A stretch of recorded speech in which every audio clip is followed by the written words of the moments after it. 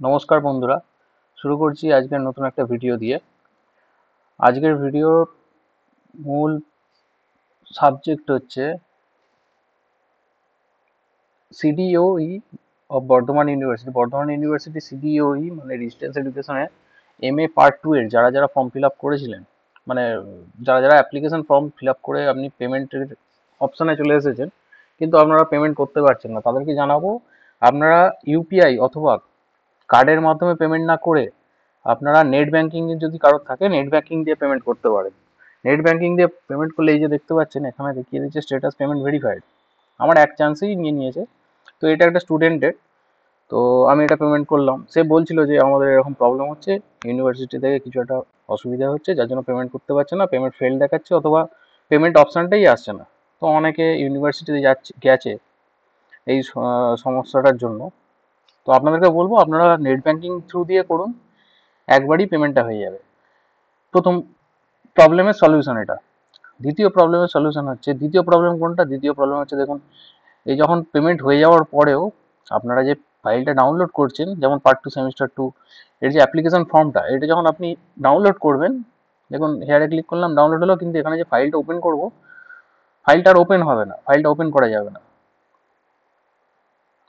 দেখুন এই যে ফাইলটা অন্য একটা নাম দিয়ে আসছে। তো এটাকে আপনি কি করবেন, এটাকে F2 অথবা রাইট ক্লিক করে এই ফাইলটাকে রিনেম করে আপনাকে করতে হবে। এটা রিনেমে গিয়ে আমি এখানে দিয়ে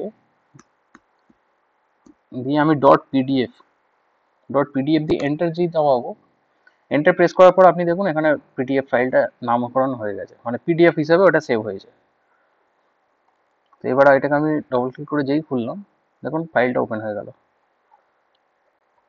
ঠিক আছে, ঠিক তেমনই এইরকমভাবেই আপনি যখন পার্ট 2 এর যখন আপনি পেমেন্ট রিসিপ্টটাকে ডাউনলোড করবেন এখান থেকে, এই যে হেয়ার রয়েছে, দেখুন এই ফাইলটাও same problem.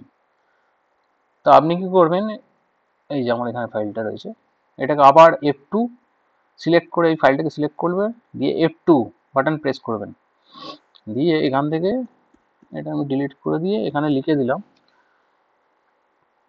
Receipt dot PDF, দিয়ে এন্টার।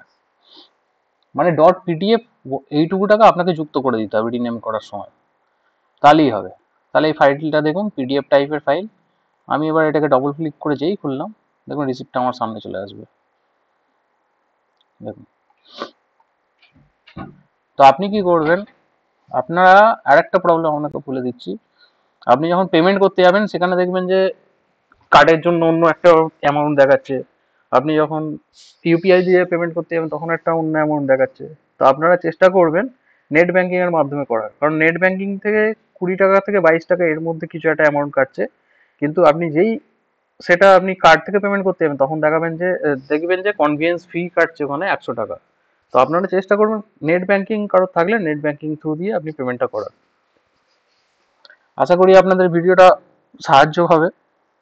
আপনারা বন্ধুদের সাথে শেয়ার করুন, যাদের যাদের এই প্রবলেমটা হয়েছে, অনেকের এই প্রবলেমটা হচ্ছে।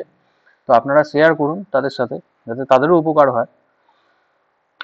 আর যদি ভিডিওটা ভালো লেগে থাকে তাহলে দয়া করে সাবস্ক্রাইব করে রাখবেন চ্যানেলটাকে, এরকম আরও ভিডিও সলিউশন ভিডিও পাওয়ার জন্য। ধন্যবাদ।